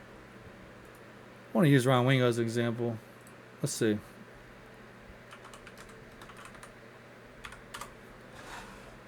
Ryan Wingo's. He didn't do as good as Ryan Wingo. 472 yards, 75 long too. How about that? We'll go to stats. We'll go get us some Burden right quick. We'll go to 2023. He'll be at the top of 2023. We love him in 2023, right? We love him. He was 9th overall. 1,200 yards in 2023. 1,200 yards in 2023, dog. His long for his career, 56 yards. He does have a 61-yard run, though. So he's this big play guy. Year 1, Ryan Wingo has a 75-yard play. In 3 years, Luther Burden, 56 yards, 61 a run. But, yeah, we're going to look at 2023. It took me 2024. Anyways, he had 676 yards. Yeah, let's look at 2022. 375 yards. He had 45 receptions, though. 8.3-yard average. Yeah, his career average depth of target is like 9 yards. Like they talk about, he's a downfield threat. He does all this shit downfield, blah, blah, blah, blah, blah. Where? What are you watching? Nothing's downfield. This motherfucker had 44 targets, 41 receptions, at or behind the line of scrimmage. Like, what are we talking about? Fuck. Bring the demons out of me. 2023. South Dakota, Middle Tennessee State, Kansas State, Memphis, Vanderbilt, and LSU. In those games, he never had less than 7 catches or less than 96 yards. I mean, he had at least 96 yards and at least 7 catches in every one of those games. I mean, he got over 100 yards in all but the South Dakota game. Then after that, you have Kentucky, South Carolina, Georgia, Tennessee, Florida, Arkansas, and Ohio State. Ohio State was a bowl game. He didn't get over 100 yards in any... Florida. He got 158. He didn't get 7 receptions in any of those except for the Florida game. He had 9. He had 6 against Arkansas. He had 97 yards on 5 catches against South Carolina. Other than the Florida and South Carolina game, he didn't get over 55 yards in any of those games. So, LSU was October 7th. South Dakota was August 31st, the last day in August. 1, 2, 3, 4, 5, 6 weeks. It was 6 legit weeks. There wasn't a bye week. 6 fucking weeks is what you're going to base your assessment and your projection on Luther Burden. You're going to ignore 1, 2, 3, 4, 5, 6, 7 plus fucking 8, 9, 10, 11, 12, 13, 14, 15, 16, 17, 18, 19. Plus, let's go to 22 over here. 20, 21, 22, 23, 24, 25, 26, 27, 28, 29, 30, 30, 31 other weeks. You're throwing it away. It doesn't matter. Like, how are we projecting people? Like, what are we doing now? You're done. He ran a 4.41. He's done. He thought so. He didn't even run a second 40. That makes me think he fucking probably had a career best 40 right there. Like, he couldn't do no better. It's not like he did that goddamn great. 22.8 miles per hour. The slowest out of all the 4.4s.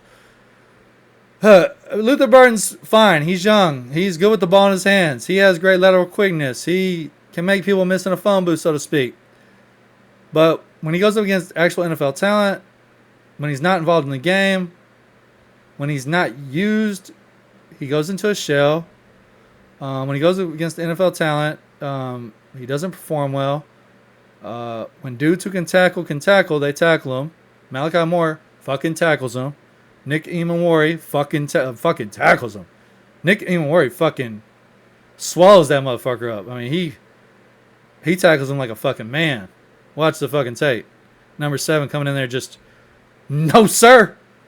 You're going down now. Like, right now. Not now, but right now. We got Ryan Gatson over here. I'm a big fan. I don't know if he's a wide receiver or tight end. I don't give a fuck. He's fine.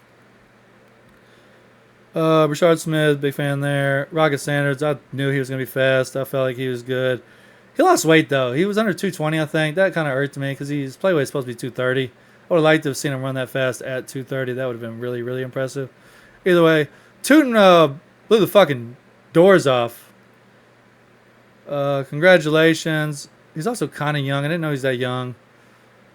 I liked him. I just didn't know what to make of him. I mean, this class is so fucking jam-packed with running back talent, and they all just go through their stats, you go through their analytics, you look at their PFF profile, missed tackles forced, yards after contact, receptions, yards per out run, drops, all this. You get all the fucking premium stats, PFF and everything, and it's like, man, they're all just so fucking close.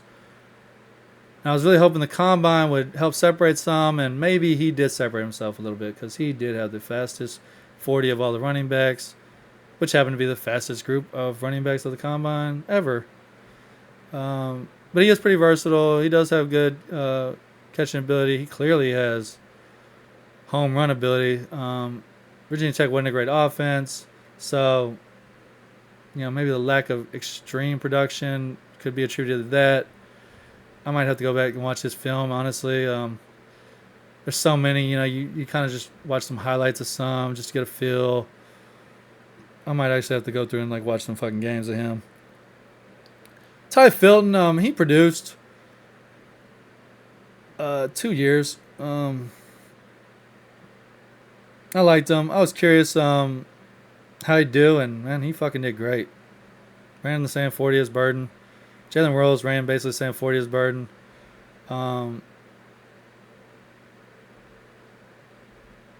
There's other guys too. Jalen Noel. I don't have Jalen. Why do I not have Jalen Noel on here?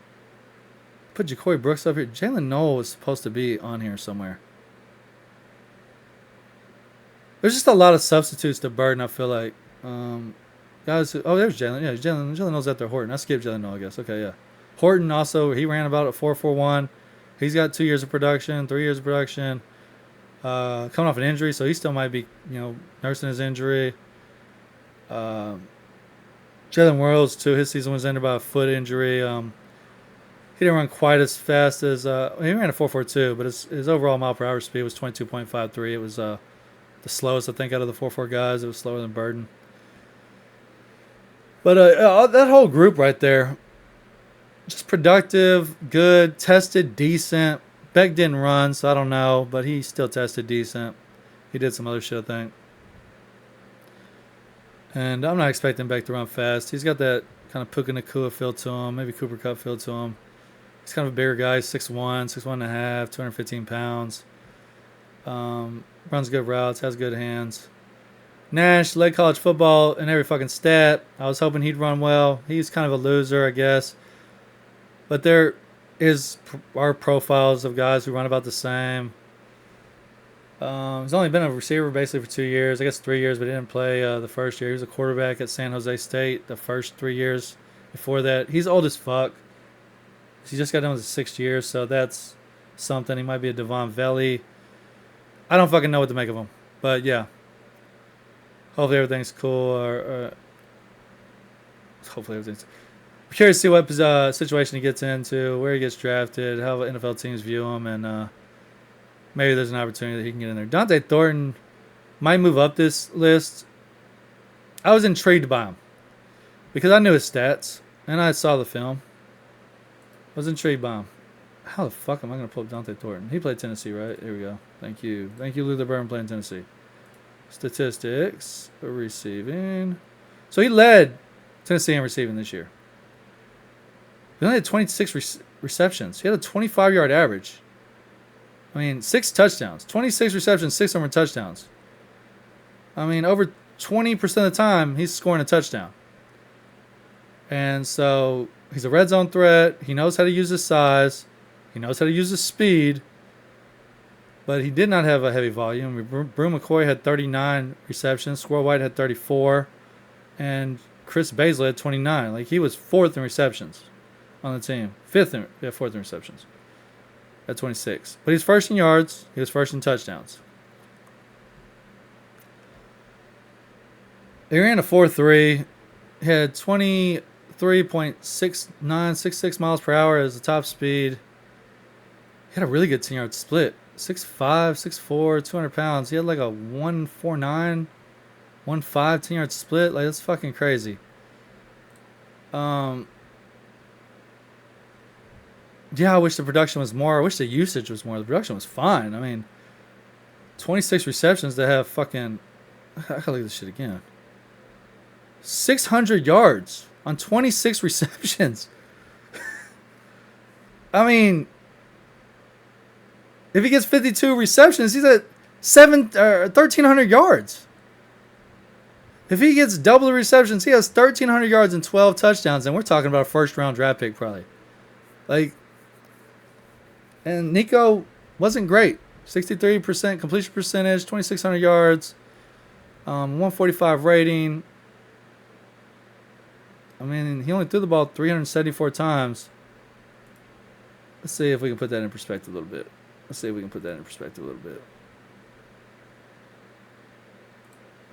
374. So Missouri threw the ball 404 times.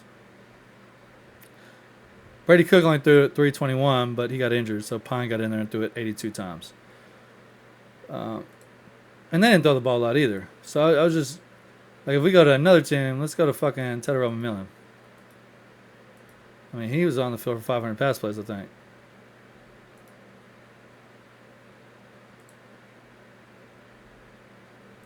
Sorry, this is taking a long time to do some dumb shit. It has nothing to do with the draft. They threw the ball 437 times. Wait, how was he on the field for 500 fucking snaps then? I feel like motherfuckers just be lying, dog. Why are you lying all the time? What the fuck is PFF talking about?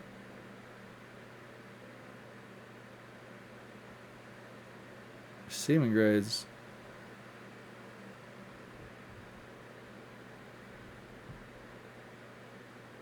What is it?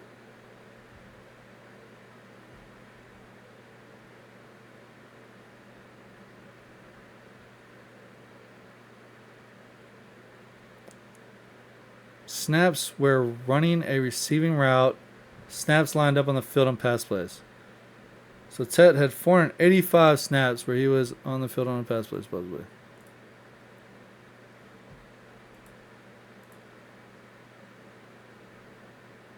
$485 plays where he was on the field for a pass snap. Well, maybe it's not taking into account the bowl game, but according to this, they only threw the ball 437 times. Or maybe it doesn't count sacks. Yeah, that's an attempt. Yeah, okay, so you got 28 sacks. It still doesn't hit 480. But you're closer. You're closer. I mean, 457, 465, I guess we got now. So you're like 20 shots. I don't know. Some of these next level analytics, man, if you really go over it, it doesn't make sense. You go look at Luther Burden's grades. I'll do it right fucking now. I'm right here. Let me go to 2023, though, because I don't want to scroll all the way down to go look at him. But he's pretty high for 2023, right? Oh, he's number one. He's numero uno. 91 receiving grade, 88 offense. Cool. Check. So, yeah, 91. He had a 94 against Memphis. He had an 89 against Middle Tennessee State. He had a couple 82. He had 82 against Kansas State, 81 against Vanderbilt, 80 against Florida. How does that equal a 91? What are we doing here? It's not an average. It's not a mean. So, that's cool. But then let's go to, like, receiving depth, because I love that. I'm all about the depth. I'm all about going deep. Behind the line of scrimmage, yep, 44 targets, 41 receptions. Great receiving percentage, 94 grade on that. Cool. 27 targets, 19 receptions, 70% completion percentage, 0 to 9 yards. 8.9 yards per reception. So 44 and 27 targets, or 41 and 19, so that's 60. 60 of his receptions were inside of 10 yards.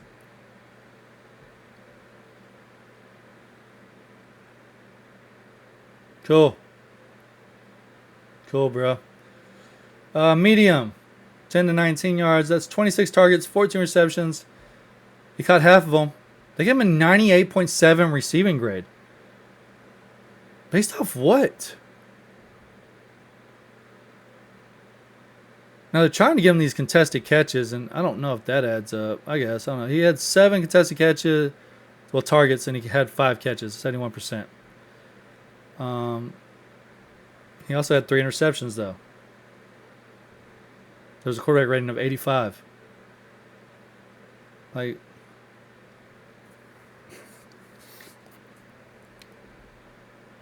I don't know how he gets a 98.7 right there. But you give him a 94.1, a 98.7, and 99.9, and overall he only has a 91 receiving grade.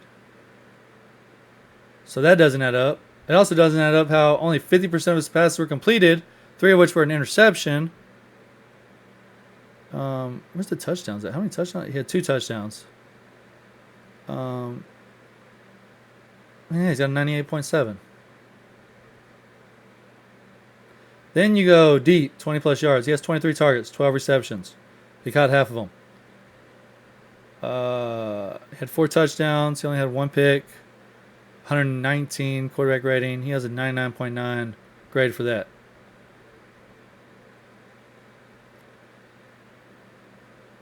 Now where's the dilemma? What am I doing?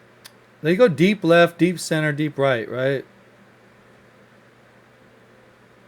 On outside right, deep right, they have 0 on the field. Like there's like a field picture. But it shows 7 targets and 2 receptions. So that's weird. Now it does add up with the numbers because it does say 23 to 12. So I guess on the field they just didn't put the top right. I guess that's cool. Whatever. PFF be fucking up sometimes. That's essentially what I'm getting to right here.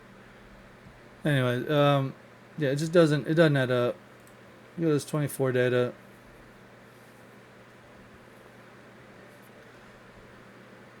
Same thing. This is 24. Oh my god. So he's got 96.7 for deep. He has an 80 for medium. He's got a 92 for short, and he's got I think a 87. He's got an 87. Okay. For behind the line of scrimmage. He has 21 targets for 19 receptions behind the line of scrimmage. He had 30 targets for 28 receptions short. So that's 51 targets. 47 receptions. So he caught 47 to 51 targets inside of 10 yards. Excuse me. But he has a 38% reception rate on deep balls. Hey, what do you? How do you get a 96.7 grade? I guess the 3 touchdowns, maybe the yards.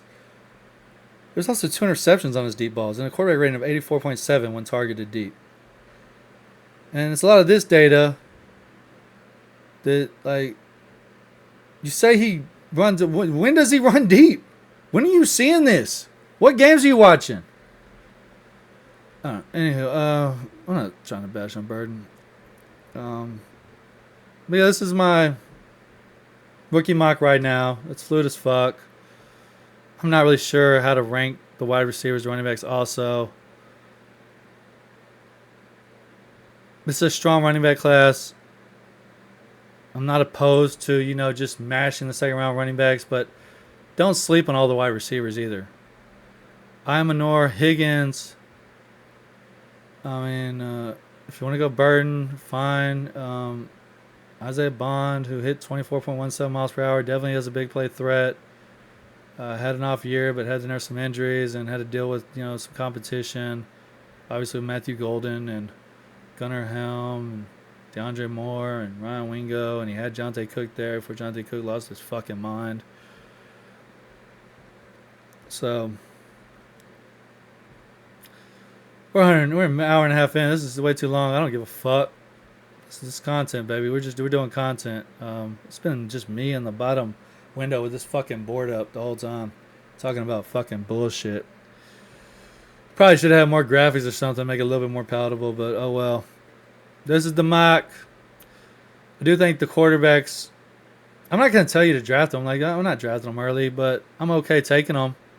I'm not going to take a running back over them. It's super flex, and I'm assuming in this it's like a half point premium, 1.5 for tight ends and a PPR league. Start 2 running backs, start 2 wide receiver, probably 3 flex, 1 super flex. What is that? Start 10. I mean, if you got the 2 running backs, 2 wide receivers, and tight end, that's 5 plus quarterback, that's 6. You add the 3 flex, that's 9 plus 2 flex, that's start 10. Okay. I like a start 11 where it's 3 wide receivers. I think that adds a little extra dynamic to it. It makes you really have to target wide receivers a little bit because, a lot of guys reliable flexes are wide receivers. And if you have to start 3, then you're going to need at least 1, if not 2, wide receivers that are pretty safe, reliable flexes week in, week out. So the 3 wide receiver kind of adds a little extra element to that I think is kind of cool. It's not accounting for, first downs or point per carry, anything like that. This is not really a 6-point passing touchdown or anything, so it's not going to neutralize a mobile quarterback too much or anything. It's not a point per completion or negative point per incompletion. Just kind of your base scoring, just a tight end premium pretty much with pretty base lineups. If it was a start 3 wide receiver, this might actually be more for a start 3 wide receiver. Like I said, don't sleep on the wide receivers. I know all the running backs aren't going to be good. I know some running backs are going to get injured. I like them all. they're all great, but some of them aren't going to be in great situations. So without knowing draft capital, situation, things like that. Of course, you could get drafted to the Buccaneers and end up just taking the job like Bucky Irving did. I mean, that didn't seem like the best location. Fourth round didn't seem like the best draft capital. He didn't have the best, combine or season, and then he ends up being the best rookie fucking running back. So you never fucking know. It's a crapshoot. Maybe you want to take more shots at it. Maybe you want to diversify a little bit. I build my teams. I mean, it kind of depends on the team. I don't know. But this is roughly how I'd probably rank them in startup, maybe. Like if I just did a big board list, if my queue, it would probably come out something like this. I'm going to have wide receivers mixed in. I'm not going to have back-to-back running backs. But the running backs are kind of in a tier and kind of, there's minimal difference at this point. I mean, until I know draft capital and situation, I mean, they all ran well. They all produced well. They all kind of can catch and are 3-down backs, basically. They can run physical and be goal line guys. I mean, all of them were kind of workhorses in college. I have no reason to believe that they can't carry that over in the NFL. Question is, will they get that role? Will they end up in a situation where they can do that? And even if they can or do, they still kind of fucking do it by committee. I mean, you draft Bijan Robinson fucking 6th or 7th overall or whatever, and you still fucking give Algier the ball. Now, it stopped in year 2. Gibbs has been switching with Monty, and Monty's been good, but Gibbs has definitely been better. I don't know if that's going to change with Ben Johnson being gone, but Monty is a Dan Campbell guy, so I don't think it's going to change, and he's still under contract. But yeah, I mean, as good as the running backs did, the wide receivers did pretty good too. Jaden Higgins is pretty fucking good. He very well could be like a next Mike Evans or something. I mean, he has that kind of athleticism, quick feet. He's fucking good. Bond, fast as fuck. He doesn't have a lot of drops. He just didn't have a good year. He didn't have good chemistry with users, I guess. They didn't really do a good job maybe of getting him open. He kept kind of getting injured. Ewers got injured too, so Ewers hurts his oblique. Arch starts like 3 games. Then it's like the second Ewers starts coming back, I think Bond got hurt and kind of twisted his ankle and had a little ankle injury and missed a game, and then came back and was kind of just never really 100% maybe. I'm not making excuses for him. I'm just putting a narrative there. But even still, he produced about as good as Burden did. So he played in less games. He had less targets. And he had almost as many yards, almost as many touchdowns. And he ran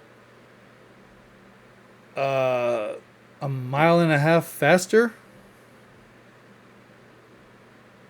So on the 40 top speed. So his top gear is... So I got him ahead of Burden based off that. I feel like he can... I think still be a good returner too. Burden's a good returner though. Burden does have good return ability. I actually like him as a returner. So you might get some free points like that if he can end up really being a dynamic returner. Some fucking Joshua Cribbs, Dante Hall type shit or whatever. That'd be fucking tight. Maybe Deshaun Jackson or something. Ja'Cory Brooks, that was Tyler Show's big target wide receiver within the 4th round of 4-5. Man, it gets hard with the running backs after like Toot and after Neal.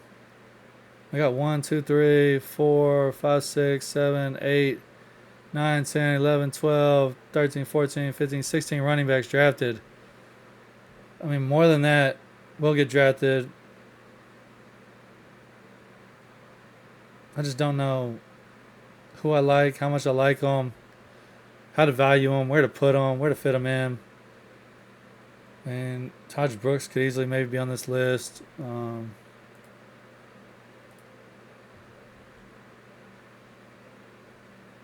Quentin Jackson maybe. I don't think Allen ran fast. Quentin Allen, some people were trying to put up there. Trevor Etienne actually had a good combine. I didn't like him. I didn't have him high, but he ran pretty good. He ran better. I did not think he'd run that fast. So, like, oh, LaQuinn Allen didn't go to the combine.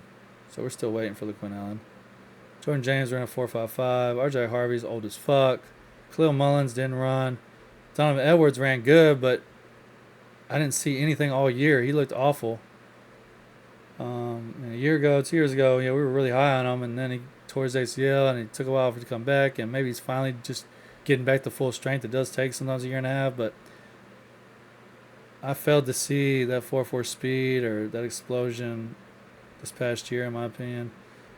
Marcus Yarns, the Delaware guy, he had a very good combine. I'm curious about him a little bit, but yeah, I don't know. Antonio Brown was not invited to the combine. He's a Northern Illinois running back, 5'10", 220, supposedly really fast, really productive. He got injured and missed most of the year. Probably showing pro last year. I'm curious what he does at his pro day. I got 30 running backs, I guess, with draftable grades right now. Woody Marks. People have been high on him. He ran a 4.54, right? 4.54. So he didn't run super fast. He didn't look super fast to me. He's a great receiver. He's got great hands, but I mean, will he be able to showcase that in the NFL? Does he have the big playability that maybe an NFL team wants? I mean, I'd rather, I think, have a Keaton Mitchell or Devon Achane or someone else be their kind of receiving back. 4.54, I don't think really does that exactly, but who knows.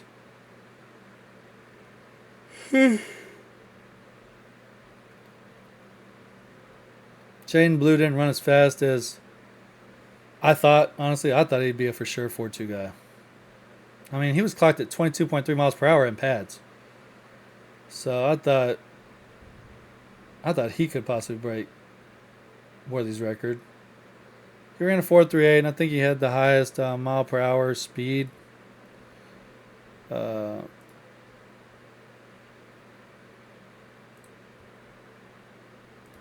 know this is going on forever, but let's just see.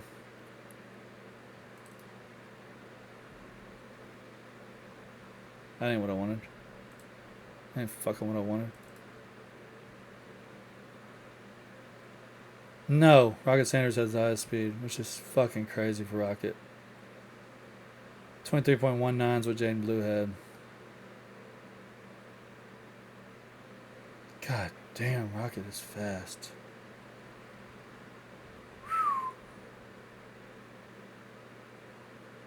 22.7 for Marion Hampton. Tootin 22.86. Tootin had the fastest 10-yard split, 1.49. I mean, it's ETN had the second fastest 10-yard split, at least on the top 10 list, 1.51. 4.42, 22.54 mile per hour speed. It's a very good group, fast, explosive group of running backs. And you look at these speed running backs: Rocket Sanders, Trayvon Henderson, Brashard Smith, Jaden Blue, R.J. Harvey, Bashil Toon, Jarquez Hunter, O'Marion Hampton, Montrell Johnson Jr., which I don't know what to do with him because I kind of wrote him off. Montrell Johnson Jr., Trevor Etienne. Let me go look at Montrell Johnson.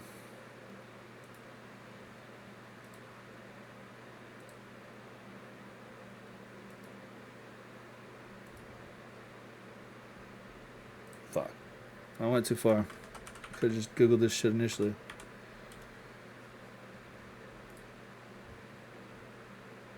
So he had 800 yards every year except for this year. He had 593. He had the fewest amount of kids. Let's just look at his fucking game log. So he must have been injured. He missed some games. He had a 100-yard game against Miami. 85 yards against Tennessee. 107 against Mississippi. 99 against Florida State. We had a 9.9 yard average against Florida State. A 5.9 yard average against Mississippi. A 7.1 yard average against Tennessee. a 9.6 yard average against Miami. Now A&M got in that ass. 7 carries for -7 yards, a -1 average. That brought his average down a lot, I imagine. He had a 5.9 for the year. That's the only one that really looks bad. Mississippi State at 4.5. 15 carries, 68 yards. His long was 71. He had 71 and a 65 yarder. Look at 2003. He had a 48 and a 52 yarder. He had 107 against Florida State. 70 against LSU. 135 against Vanderbilt. 82 against Georgia with a 9.1 yard average. That could have been a blowout though because they lost by 23. So who knows? What do you weigh at? What would you weigh? Damn, I don't have his weight right there.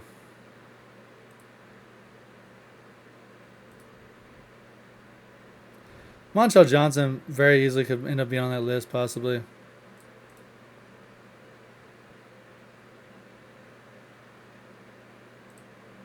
It's not really easy to know for sure, if I'm being honest, but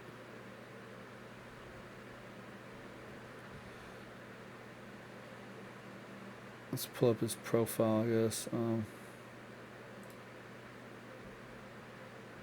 This is. I need to just cut this video off. We're at 2 hours now. I don't want to watch this whole fucking video. I just be talking, dog. I like to talk. And you measured at 5'11", 212.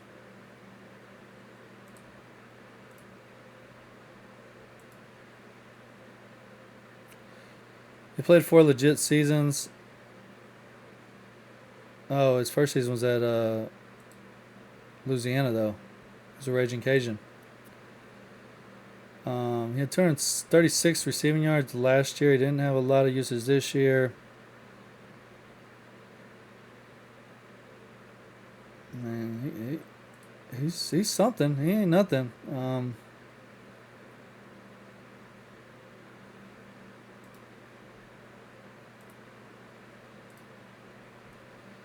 So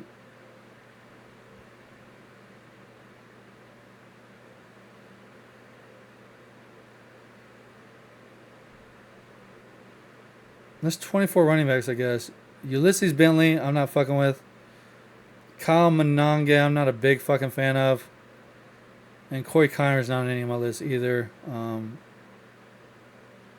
I might be sleeping on some shit or fucking up. So that's 1, 2, 3 guys. So 21 guys are basically draftable that worked out the combine that I got right here. Because some of these guys aren't on my list. I don't have like any data on them. Marcus Jarns, I don't think I did just write down Marcus Jarns. I don't know. It's a deep running back class, but it's too hard right now to just decipher. And I know there's gonna be a lot of wide receivers that end up doing something. I do think the tight end class is actually pretty good. And in tight end premium, I would look for that. And I think it's also worth taking a flyer on some of these quarterbacks. As always, know your league. Pay attention to the community. Valuation. I mean, if you can get Quinn Ewers, Kyle McCord, or, fucking Dante Thornton or Jaden Blue with fucking Fab or as free agents, then fucking, yeah, don't draft them. I mean, draft people that you have to, like Tesla, Nash, Brooks. I mean, all those guys might not get drafted in the 4th round. I am looking at these dudes. Right now, they're on my radar. When I get to wide receiver, fucking 1, 2, 3, 4, 5, 6, 7, 8, 9, 10, 11, 12, 13, 14, 15. Yeah, I'm looking at Nash, Tesla, Brooks, Thornton, and White at that stage. It's obviously going to depend on a couple things, but I'm a fan.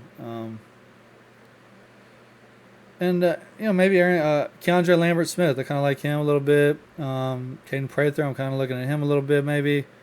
I don't have Kyle Williams another one.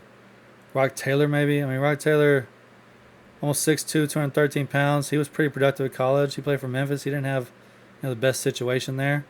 22.84 max top speed, 4.49.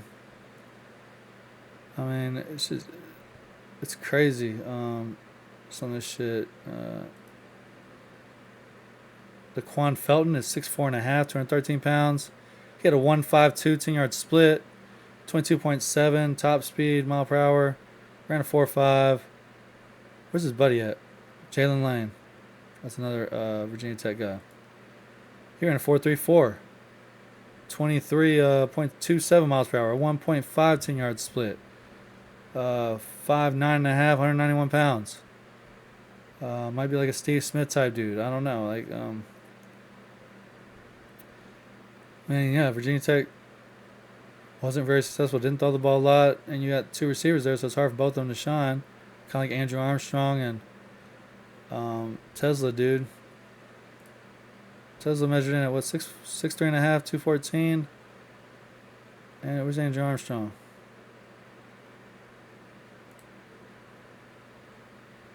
6'3.5", 202. Got a 4.5, 140, a 1.53 10-yard split, 22.42 miles per hour. There's still Tez Johnson. There's still Isaiah Nair. I didn't mention Colorado because I'm not a big fan, but yeah, you got Wester. You got another Colorado guy. I think it was at the top, right? Jimmy Horn. Will Shepard, I don't think worked out, but Will Shepard's out there too. Sammy Brown is intriguing. He's like 6'2", 200 pounds. Had a good 10-yard split. Had a good 40 time. His top speed, maybe he's not great, 21.95. But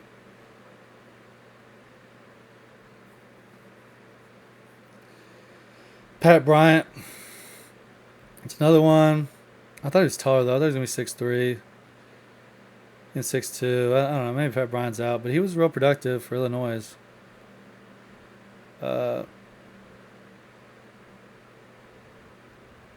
It's not the best wide receiver class. It's not super great. I think it's good at the top. I like Tet, and if Hunter goes wide receiver, I like Hunter quite a bit. And I kind of like Golden. I'm liking Golden more and more. Igbuka, I'm not sure he's going to test. I think he's a little bit worse than JSN. Now, JSN had a great year too. Hushed some of the doubters up a little bit, but I think he's going to be good going forward. But I think JSN's also better than Igbuka. So I think Igbuka is a high floor. He's a safe pick. But I wouldn't be surprised if come draft time Higgins and Ayamanor leapfrog Igbuka.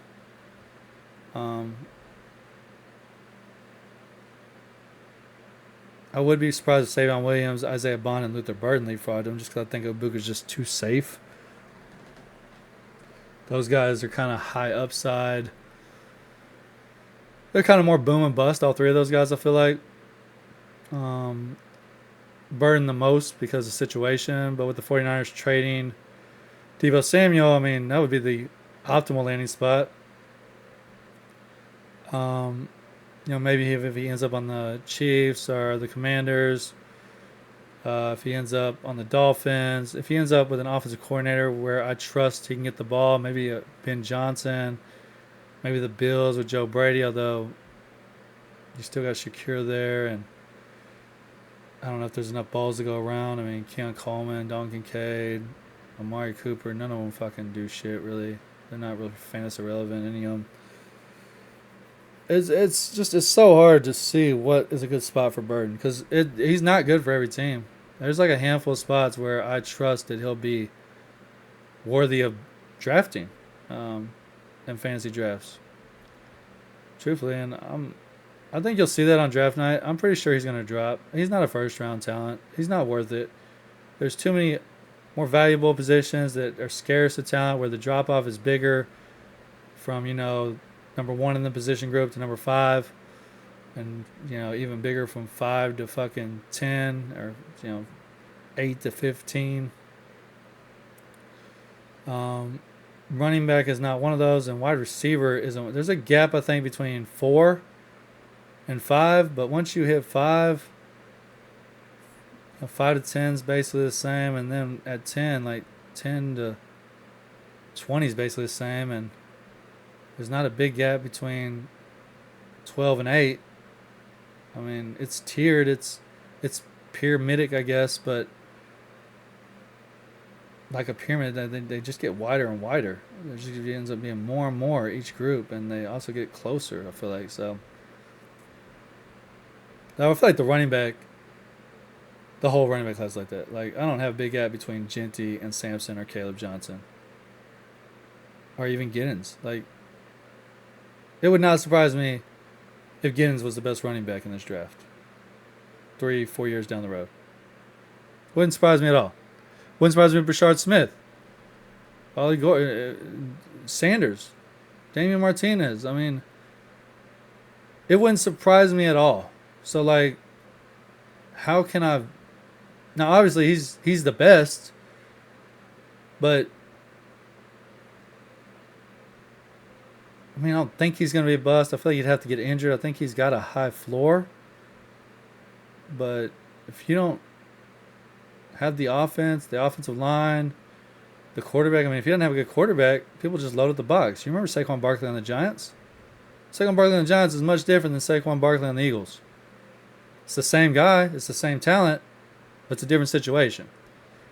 So, be wary of just drafting on name. Be wary. Now, you do want to draft talent, and talent follows the name. But situations can kill running backs. Saquon Barkley is lucky he didn't get a real serious injury that could have threatened his career when he was being used wrong, when he was being thrown against the wolves, basically.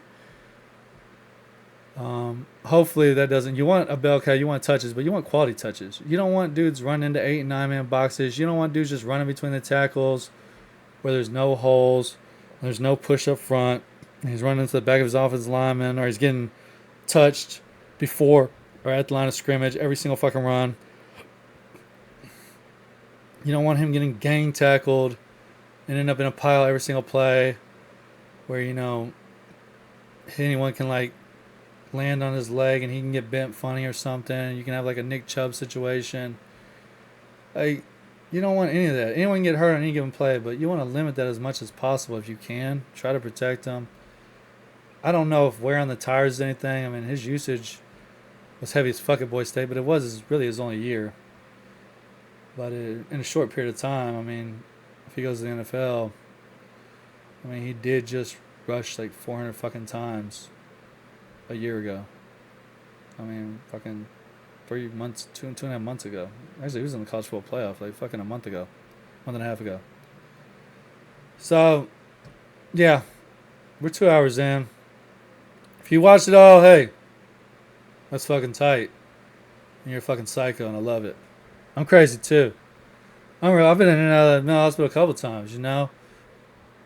You know, I try to stay, but they make you leave after a while.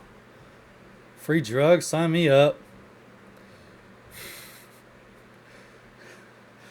This is Offensive Fantasy Football with the Beast That Thing Network. I'm Beast That Thing.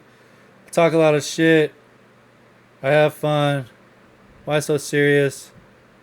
Don't be a crying little bitch, but feel free to leave your comments. Like and subscribe. Holla at your boy. Peace out.